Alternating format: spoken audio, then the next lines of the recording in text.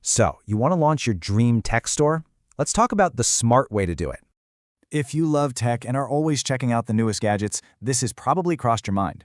But, that dream can feel kind of huge, so let's break it down and make it easier. It really comes down to 3 simple steps: identify, prioritize, and then solve. Okay, first up, identify. This is all about what people are actually buying. You've got to ask yourself, what problems are people trying to solve with tech? A lot of times, it's the practical stuff. Think fast chargers or handy smart accessories. So you got to do your homework, check out the trends, and see what's actually selling. And that brings us right to step 2, prioritize. You just can't sell everything, right?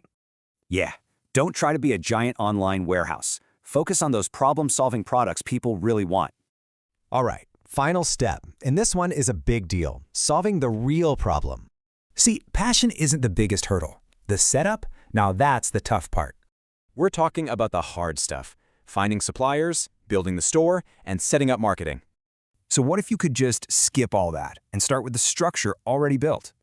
Well, that's where a system that does the heavy lifting for you comes in handy.